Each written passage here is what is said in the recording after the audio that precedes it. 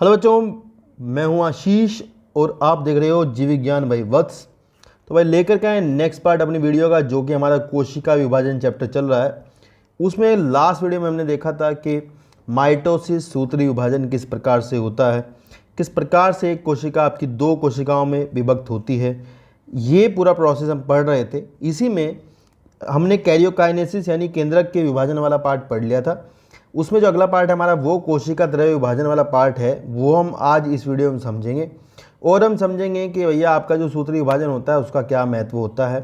तो चलिए करते हैं वीडियो को शुरू। दोनों प्रकार से विभाजन देखेंगे कोशिका का। जंतु कोशिका में भी किस प्रकार से कोशिका द्रव्य विभाजन होता है और पादप कोशिका में भी किस प्रकार से आपका विभाजन होता है। तो दोनों पॉइंट को समझेंगे और समझेंगे कुछ कोशिका विभाजन में जो विष पदार्थ होते हैं, जो कुछ ऐसे सब्सटेंस होते हैं जो आपके कोशिका विभाजन को रोक देते हैं, वो सब समझने वाले हैं। ठीक है ना। तो चलिए करते हैं वीडियो की शुरू। तो भैया देखिए, आपका हेडिंग है कोशिका द्रव्य विभाजन। तो अब ध्यान से आप चीज़ों को समझने की कोशिश करना, काफ़ी इंपॉर्टेंट टॉपिक है, एक एक पॉइंट। तो देखिए ऐसा होता है, मान लीजिए ये आपकी एक जंतु कोशिका से हम शुरू करते हैं।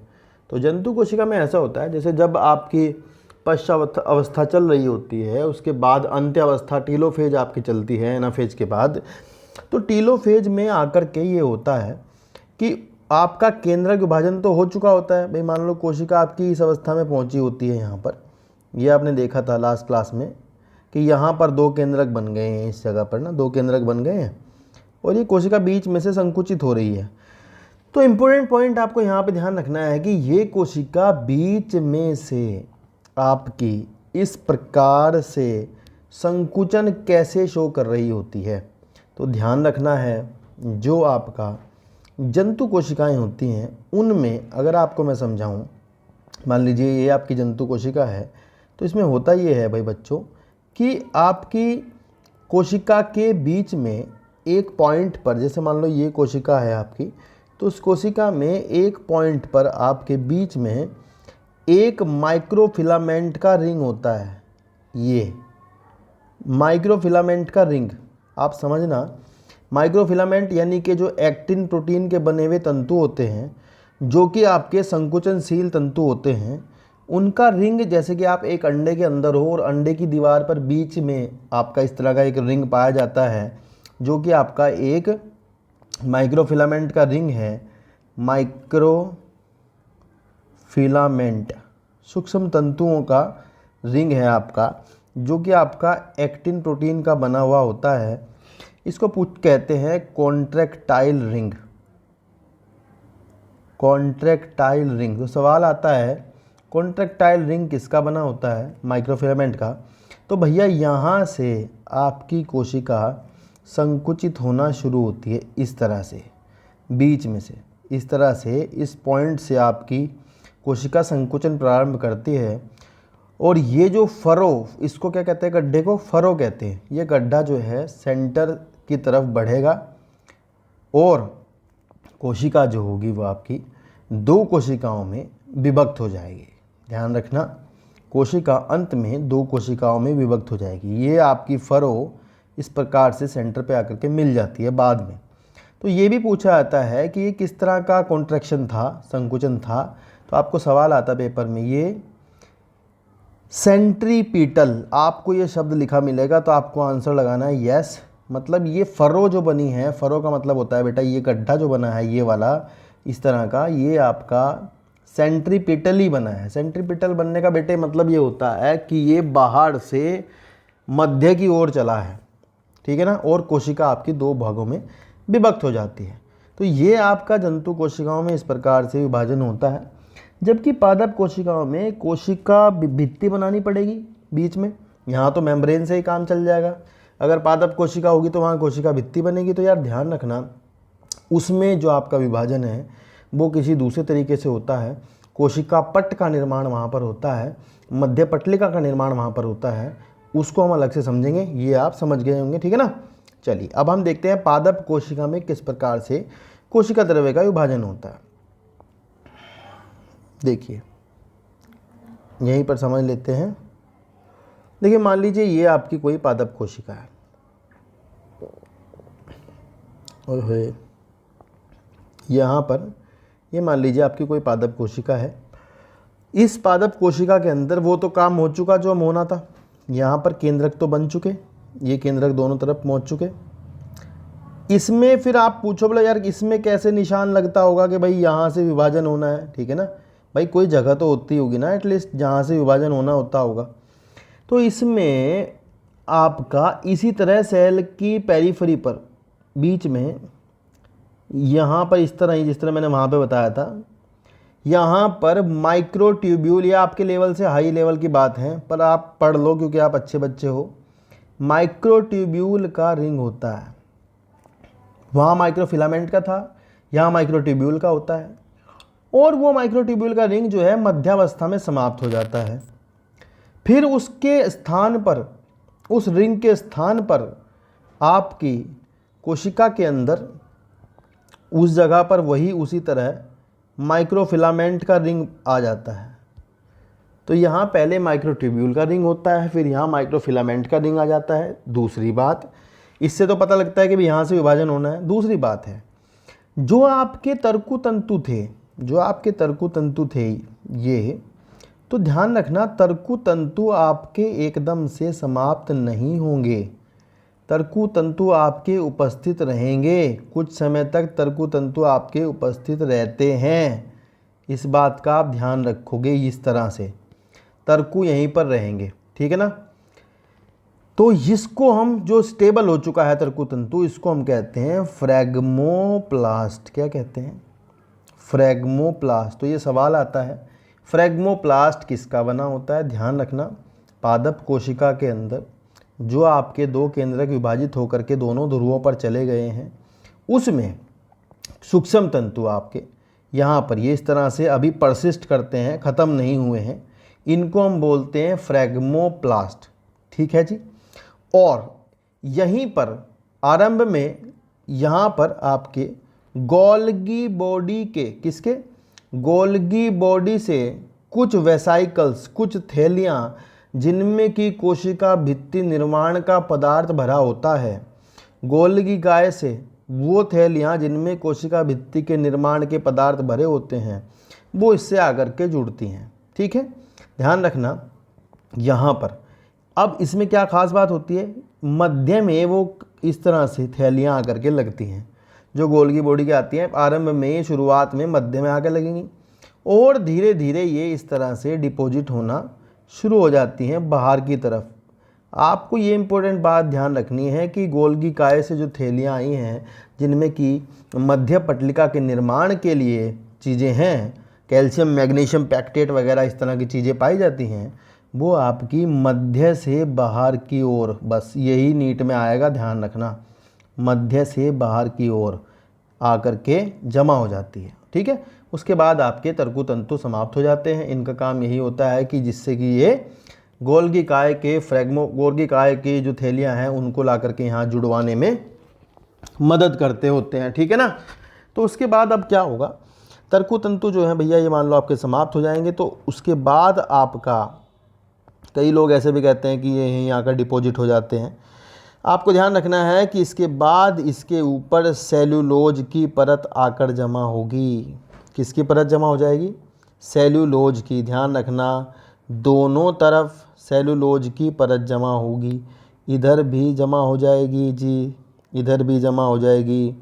और बीच में जो गोल्गी काय की वेसाइकल्स आई थी, जो थैलियाँ आई थी, ये साहब मध्य पटलिका का निर्माण करेंगी, मध्य पटलिका का निर्माण करेंगी, यानी मिडल लैमिला का निर्माण होगा। उसके दोनों ओर सेल्यूलोज का, oh my God, it's not good, उसके दोनों ओर सेल्यूलोज का डिपोजिशन होगा, जिससे कि आपकी प्राथमिक भित्ति का निर्माण होगा और कोशिका आपकी दो कोशिकाओं में विभक्त हो जाएगी और दो संतति कोशिकाओं का निर्माण हो जाएगा। तो पादप कोशिका में कोशिका द्रव्य का विभाजन सामान्य जंतु कोशिका के विभाजन से अलग होता है।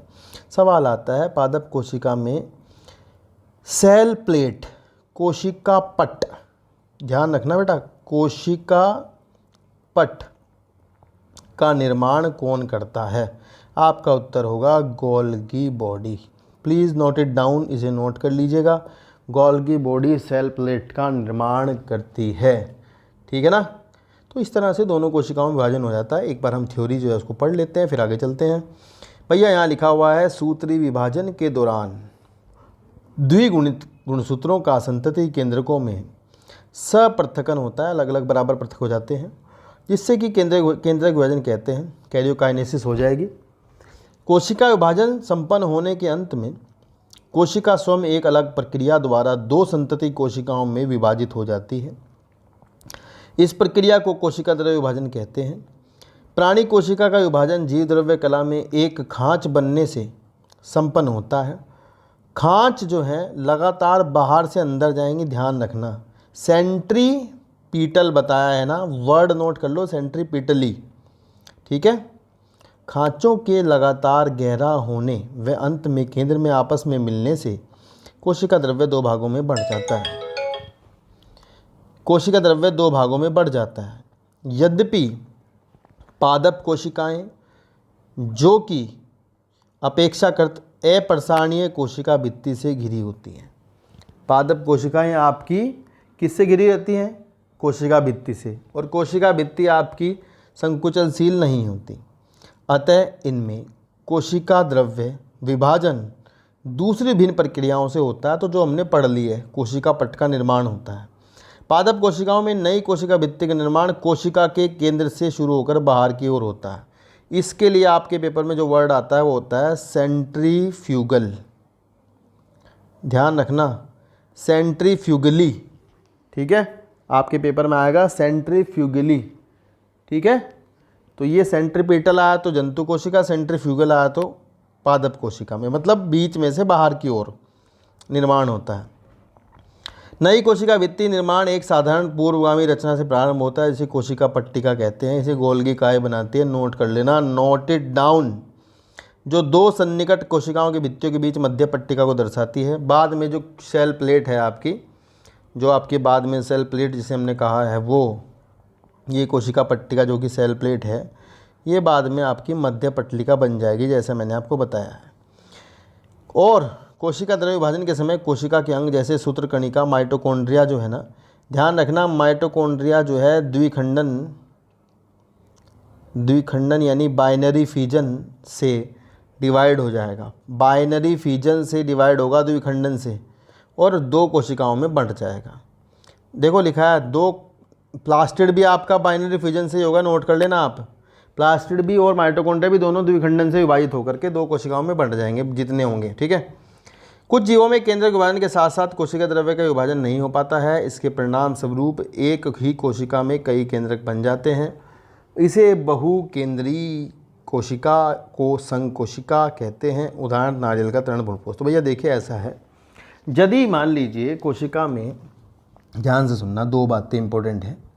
यदि एक कोशिका है, इसके अंदर केंद्रक का विभाजन हो गया है और कोशिका विभाजन नहीं हुआ, तो ये कोशिका दो केंद्र की हो जाएगी, नहीं द्विकेंद्र की।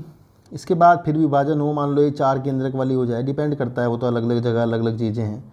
और या फिर लगातार इसके अंदर केंद्रक विभाजन चलता रहे इस तरह से, जैसा आप कोशिका वहाँ पढ़ाऊँगा आपको दूसरे चैप्टर में 12th क्लास में, ठीक है।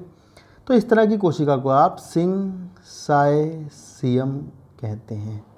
सिंसाइसियम वर्ड नोट कर लेना, इसको संघ कोशिका का मतलब यही होता है, सिंसाइसियम, ठीक है जी, ये आप ध्यान रखना।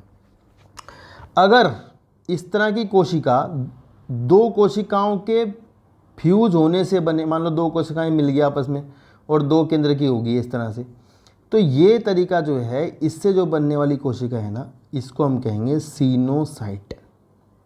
तो दो वर्ड हैं, आप ध्यान रखना बेटा। अगर दो कोशिकाओं के फ्यूजन से बना है तो सीनोसाइट है, और अगर एक ही कोशिका के अंदर केवल केंद्रक केंद्रक केंद्रक केंद्रक विभाजित होता रहे और कोशिका द्रव्य विभाजित ना हो, तब आप क्या बोलोगे? तब बोलोगे सिंसाइसियम, संकोशिका, ठीक है। जैसे कि नारियल का तृणभुलपोष, ये पढ़ाया जाएगा पूरा आपको। इसमें लगातार जो आप पानी पीते हो नारियल का, उसमें केंद्रक केंद्रक केंद्रक केंद्रक केंद्रक केंद्रक केंद्रक होते हैं, इसलिए वो बहुत ही ज़्यादा महत्वपूर्ण होता है, प्रोटीन का बहुत अच्छा सोर्स होता है, ठीक है ना जी। तो ये बातें इंपॉर्टेंट है, इसको आप याद रखना। आगे हेडिंग है सूत्री कोशिका विभाजन का महत्व। इसका क्या महत्व होता है भैया, देखिए इसकी इंपॉर्टेंट बात आपको बता दें। एक कोशिका विभाजित होकर के 2 कोशिकाएं बनाती है। एक कोशिका से विभाजन होता है, उससे 2 कोशिकाएं बनती हैं। नई बनी कोशिकाओं में गुणसूत्रों की संख्या मात्र कोशिका के जितनी ही रहती है।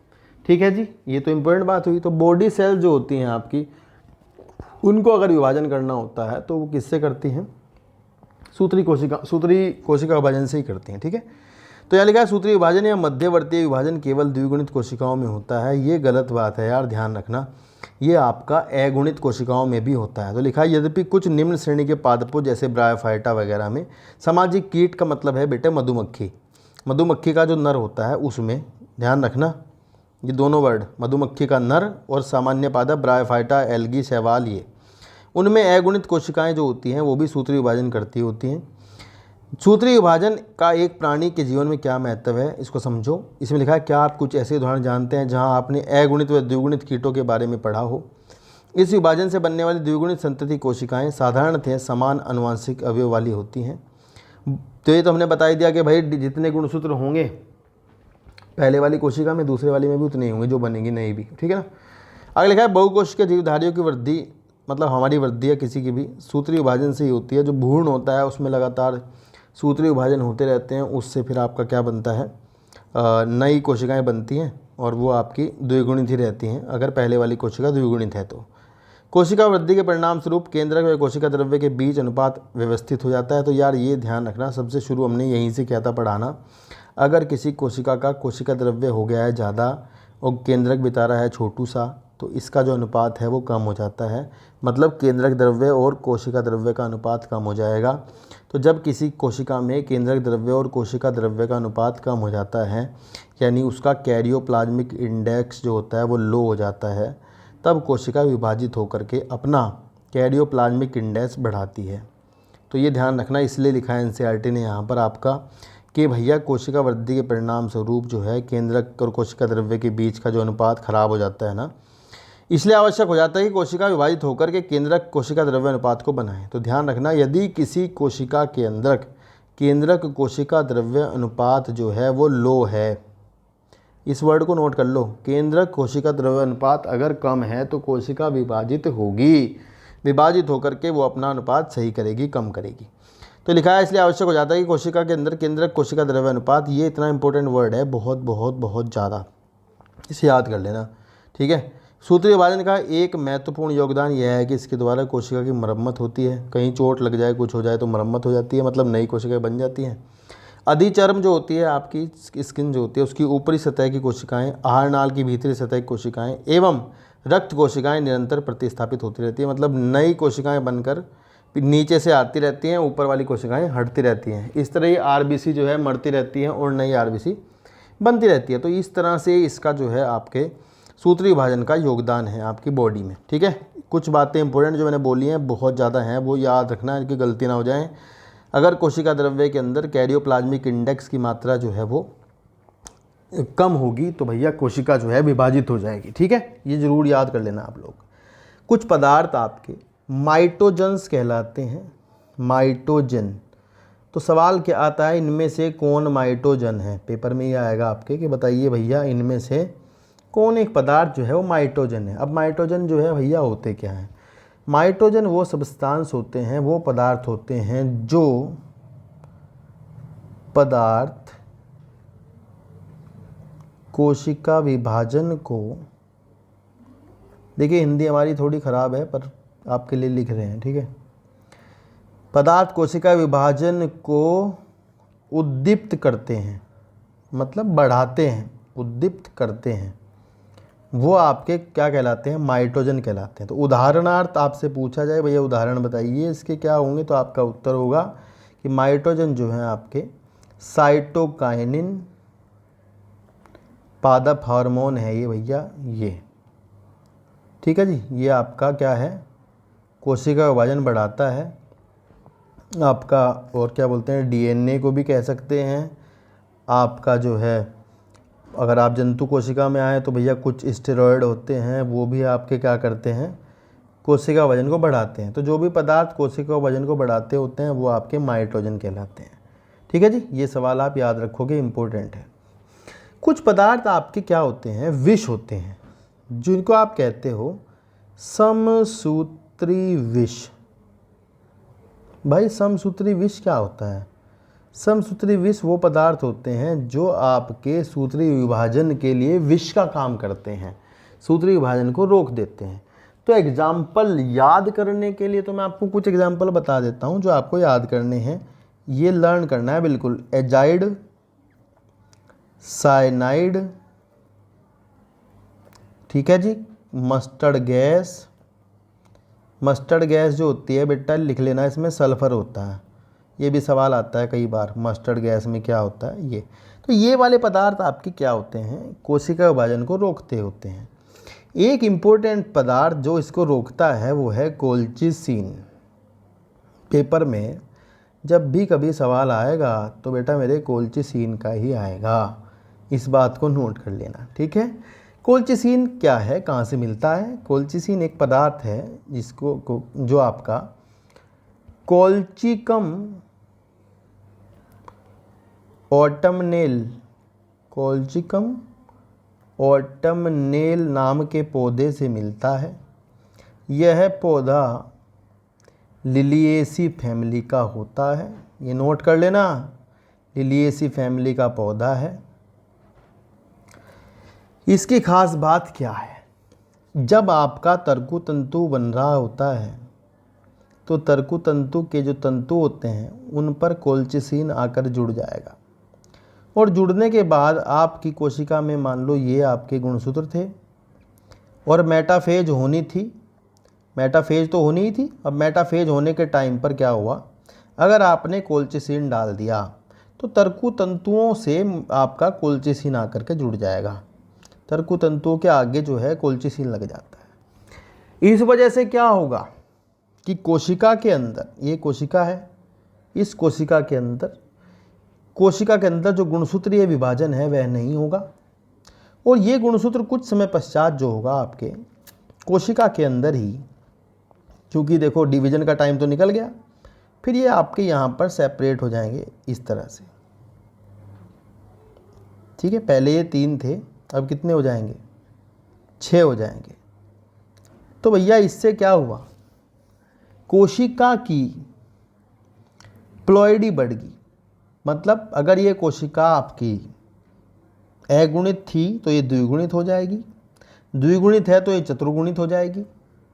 मतलब इससे आपका पॉलीप्लॉइडी होती है। क्या होती है, अगर कोशिका द्विगुणित है तो वो आपकी 4 गुणित हो जाती है, गुणसूत्रों की संख्या बढ़ जाती है। तो यदि भैया अगर आप चाहते हो किसी कोशिका में कृत्रिम रूप से, आर्टिफिशियल कृत्रिम पॉलीप्लॉइडी, अगर आप चाहते हो कहीं कृत्रिम पॉलीप्लॉइडी हो जाए तो क्या डाल देंगे कोशिका के अंदर, कोल्चिसिन डाल देंगे। क्या डाल देंगे, कोल्चिसिन। कोल्चिसिन कोल्चिकम ऑटमनेल पौधे से मिलता है। कृत्रिम रूप से किसी कोशिका के अंदर गुणसूत्रों की संख्या बढ़ाने के लिए कोल्चिसिन का प्रयोग किया जाता है। यह क्या करता है, कोल्चिसिन तर्कु बनने को रोकता है, ये ध्यान रखना, तर्कु तंतु बनने को रोकता है। यही सवाल है नीट में, जब भी आएगा यही आएगा, ठीक है जी, नोट कर लेना, यही आएगा, इसके अलावा कुछ नहीं आएगा। तो ये था हमारा, पूरा हो चुका है यहाँ पर हमारा सूत्री विभाजन, जिसमें आपने केंद्रक विभाजन पहले की वीडियो में देख लिया होगा। नहीं देखा है तो भैया आप डिस्क्रिप्शन में जा कर के देख सकते हैं, वहाँ लिंक होगा। प्लेलिस्ट पे जा कर के देख सकते हैं चैनल की, वहाँ पर हर एक चैप्टर की प्लेलिस्ट बनाई गई है। हर एक चैप्टर के क्वेश्चंस भी आपको ऑब्जेक्टिव प्लेलिस्ट के अंदर ही मिलेंगे, वहाँ पर वीडियोज़ आएंगी क्वेश्चंस की, जो इंपॉर्टेंट क्वेश्चन है वो आपको कराए जाएंगे, उनकी एक्सप्लेनेशन भी कराई जाएगी। कोशिका विभाजन के क्वेश्चन भी आपको चैप्टर के खत्म होने के बाद कराए जाएंगे। इसके बाद हम पढ़ेंगे अर्धसूत्री विभाजन, वो भी हम 2 भागों में पढ़ेंगे, छोटा छोटा करके, ताकि आपको चीज़ें आराम से समझ में आए, ठीक है ना। इसके बाद हम वही चैप्टर शुरू करेंगे जो आप कमेंट बॉक्स में लिख करके बताओगे। तो आपकी बहुत बहुत धन्यवाद पूरी वीडियो देखने के लिए। मतलब धन्यवाद तो आपको हमारा करना चाहिए, लेकिन कोई बात नहीं, अभी आपका ही धन्यवाद है, तो आप देख रहे हो तो शुक्रिया बहुत बहुत। वीडियो को पूरी देखना यार, पूरी वीडियो देखना ज़रूरी है, क्योंकि यार आपके काम आने वाली, मतलब आपका सिलेक्शन होगा और इससे ज़्यादा खुशी की बात कोई नहीं होती, ठीक है ना। तो चलिए मिलते हैं नेक्स्ट वीडियो में, आज के लिए इतना ही, धन्यवाद बहुत बहुत शुक्रिया। चैनल को सब्सक्राइब, बाय कर सपोर्ट, मिलते हैं नेक्स्ट।